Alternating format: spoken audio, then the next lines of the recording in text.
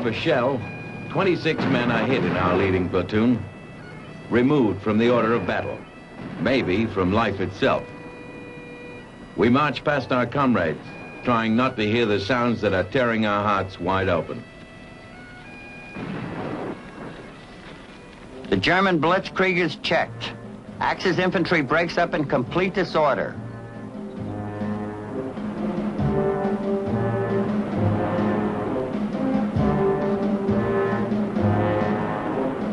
Rommel decides to wait for the arrival of the 15th Panzer Division while the German Luftwaffe harasses the British at Tobruk.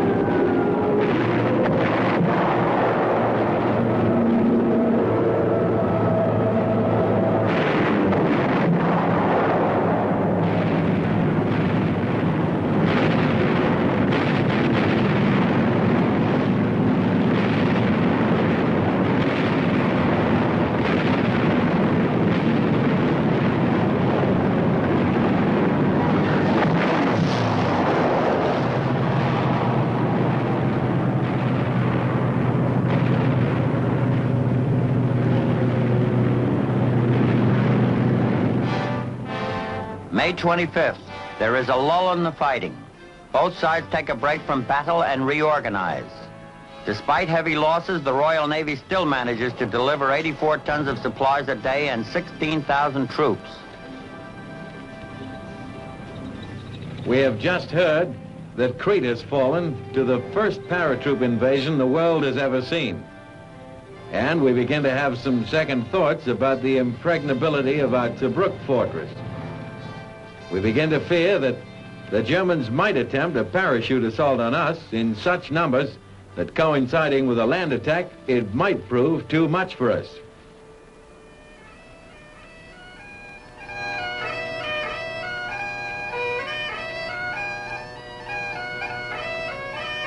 Water is always a problem. We're rationed to about 2 cups a day. Out of this, we're supposed to wash, shave, keep our underclothes clean, and make tea. We keep it mostly for tea. June 15th. The British now have more tanks, more men, and more planes than the Germans.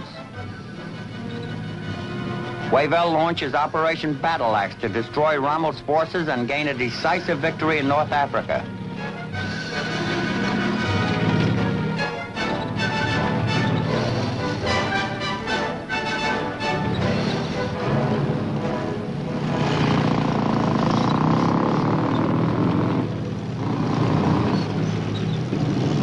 We have been retreating for 3 days now. Before starting out, General Rommel ordered us to attach heavy chains and cables behind our trucks to stir up clouds of dust as we move across the desert. In this way, the enemy will think our force is larger than it really is, and so not close in on us. So far, the trick is working. And when we reach a good defensive position, we will turn and hit back hard.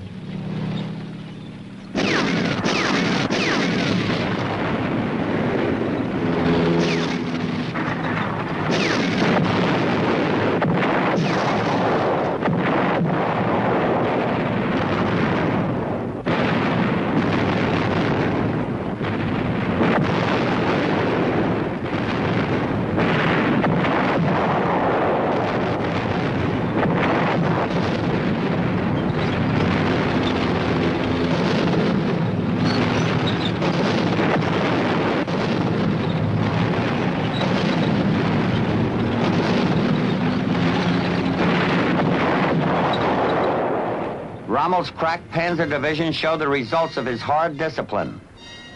The British take a beating. 2/3 of their tanks are destroyed. Infantry casualties tremendous. The British are driven back to where they started. Operation Battle Axe is a total failure.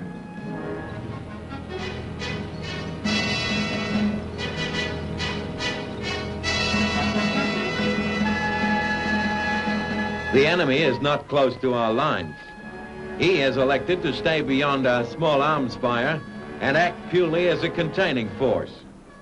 We could adopt a passive role and sweat it out, but our commander, Major General Moorehead, insists on a policy of aggressive patrolling. From 100 positions all around the wire, reconnaissance and fighting patrols go out to harass the enemy. The Germans and Italians don't patrol to the extent we do and tend to react nervously. They booby-trap their front quite heavily, and most of our patrol casualties are due to anti-personnel mines rather than to direct enemy action.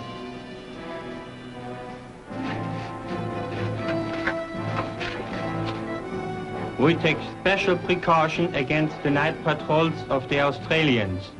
They paint their faces and wear rubber shoes, and then they try to slip through our lines. They also carry bush knives, and we joke about it, but most of the men still don't like to see the night come. Churchill removes Wavell from command and sends General Claude Auchinleck to succeed him.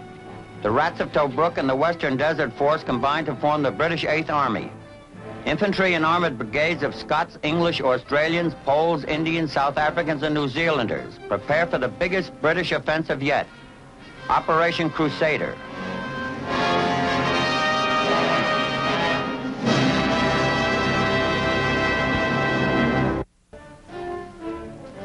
November 17th, 1942.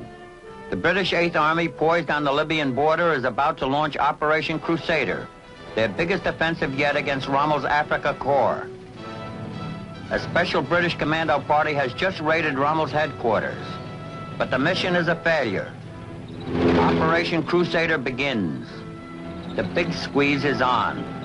At the same time, the Tobruk garrison breaks out. Somehow it all seems preordained. Australian infantry with British supporting arms has held Tobruk for all these dreary months.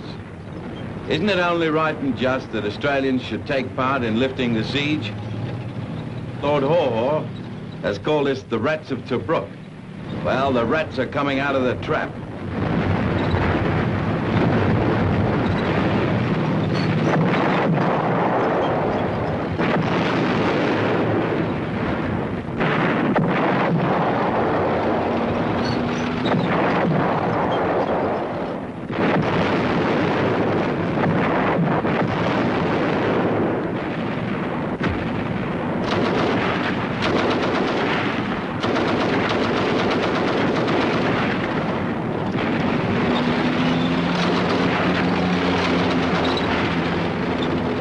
Now General Rommel rallies his forces and counter-thrusts.